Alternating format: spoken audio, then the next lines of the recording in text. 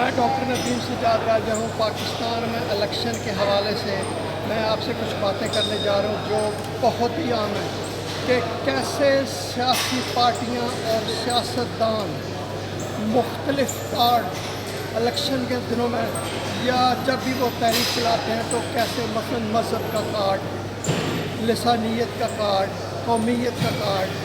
اسی طرح میں آپ کو کچھ مثالیں پہلے دینا چاہتا ہوں کہ آج میں نے دیکھا ہے کہ کوئی مولانا سید دلشاد منصور صاحب شکریالی شریف سے وہ کہتے ہیں جی کہ مسلم لیگ نون کو ووٹ دینا حرام ہے۔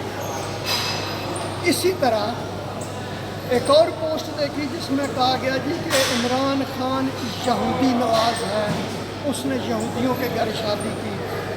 اسی طرح ہم سنتے تھے کہ لوگ کہتے تھے کہ بی بی شہید کی حکمرانی جائز نہیں ہے کیونکہ اسلام میں عورت کی حکمرانی کا تصور نہیں ہے۔ جگنو محسن کا آج میں ایک کلپ دیکھ رہا تھا ویڈیو کا، جو انہوں نے مولانا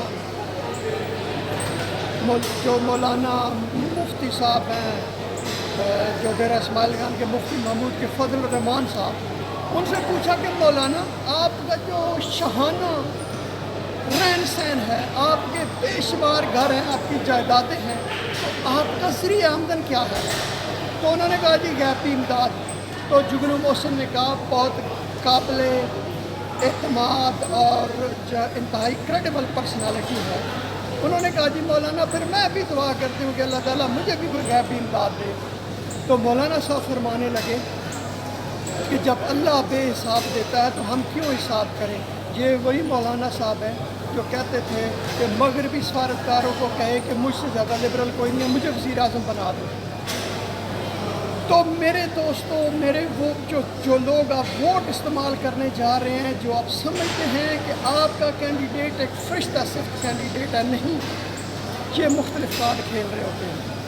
کبھی آپ کو کیا لولی پاپ دیتے ہیں، کبھی کوئی چوری لے کے آتے ہیں، کبھی کچھ کہتے ہیں، اور خود یہ ساری پارٹیوں میں گھومتے ہیں۔ جو لوگ آج کہہ رہے ہیں کہ نون لیگ کو ووٹ دینا حرام ہے، پہلے شاید اسی میں ہو، پھر آگے جا کے اسی میں ہو، جو عمران خان کو یہودی نواز کہتے ہیں اسی کے ساتھ گھومتے ہوں، پھر آگے جا کے ہو سکتا ہے اسی کی پارٹی میں شامل ہوں۔